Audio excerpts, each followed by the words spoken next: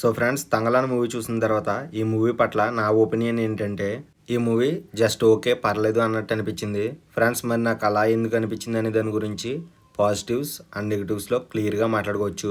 So late చేయకుండా in depth review అయితే start చేసేద్దాం.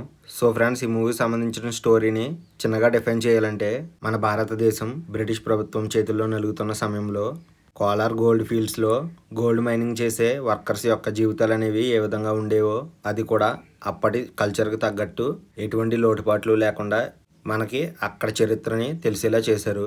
సో అలాగే ఫ్రెండ్స్, మనం ఈ మూవీకి సంబంధించిన పాజిటివ్ విషయానికి వస్తే, విక్రమ్ యాక్టింగ్ అండ్ డెడికేషన్.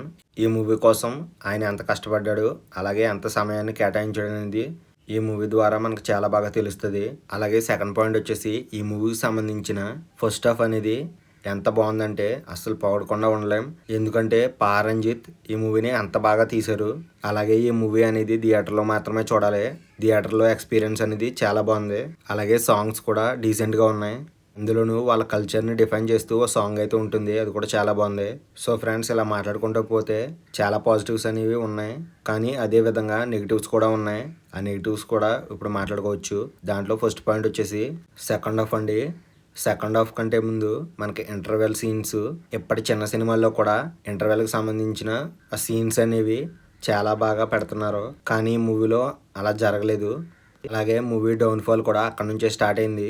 మనం సెకండ్ హాఫ్లో చూసి స్టార్టింగ్ సీన్ కాడ నుంచి మూవీ ఎండ్ అయ్యే లాస్ట్ సీన్ వరకు కూడా చాలా సీన్స్ అనేవి రిపీట్ అవుతూ వచ్చాయి. అలాగే ఒక్కో టైంలో మనకు సెకండ్ హాఫ్లో నిద్ర వచ్చేసే అవకాశం అయితే ఉంది.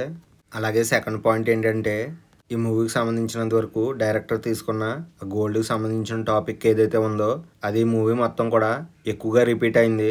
అలాగే ఈ మూవీ అంతా కూడా ఈ గోల్డ్ చుట్టూనే స్టిక్ అయిపోయింది. అలాంటి సీన్స్ ఉన్నా పర్లేదు, కానీ మనం కొంతవరకే అడ్జస్ట్ చేసుకోగలం, కానీ లిమిట్ దాటి పెట్టేశారు. అలాగే థర్డ్ పాయింట్ వచ్చేసి, విక్రమ్ గారి క్యారెక్టర్ కాకుండా వేరే వేరే క్యారెక్టర్స్ అనేవి స్ట్రాంగ్ క్యారెక్టర్స్ చాలా ఉన్నాయి. వాటిలో ఒకటే మాళవిక మోహన్ గారిది. ఫస్ట్ హాఫ్లో ఏదో పర్లేదు అన్నట్టు యూజ్ చేశారు, కానీ సెకండ్ హాఫ్లో అంత యూజ్ ఏమీ ఉండదు. అలాగే fourth point and main point. So friends, అదేంటో చెప్తే మొత్తం స్పాయిల్ అయిపోద్ది, కానీ స్పాయిల్ చేయకుండా చెప్పాలంటే, డైరెక్టర్ లాస్ట్ ఆ ఎండింగ్ క్లైమాక్స్కి సంబంధించి ఆ స్క్రిప్ట్కి సంబంధించిన చేంజెస్ అనేవి చేయకుండా ఉంటే ఈ మూవీ అనేది చాలా పెద్ద హిట్ అవుదును. ఇలా నాగలా ఎవరు కూడా జస్ట్ ఓకేగా లేదా యావరేజ్గా ఉంది అని అనేవారు కాదు.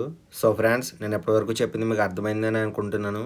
మనకు ఫస్ట్ హాఫ్ అనేది ఈ మూవీలో ఎంత బాగుందో, మన సెకండ్ హాఫ్ అనేది ఫస్ట్ హాఫ్కి ఆపోజిట్గా ఉంటుంది. కానీ ఫ్రెండ్స్, ఈ మూవీ అనేది ఎలా ఉన్నా సరే, ఎండ్ ఆఫ్ ది డే ఈ ఆగస్టు 15కి రిలీజ్ అయిన మూవీస్లో బెస్ట్ మూవీ వచ్చేసి తంగలానే. దాని తర్వాత ఆయ్ అనే మూవీ అయితే ఉంది. అలాగే ఫ్రెండ్స్, ఈ తంగలాన్ అనే మూవీని బిఫోర్ కేజీఎఫ్ అని కూడా చెప్పొచ్చు.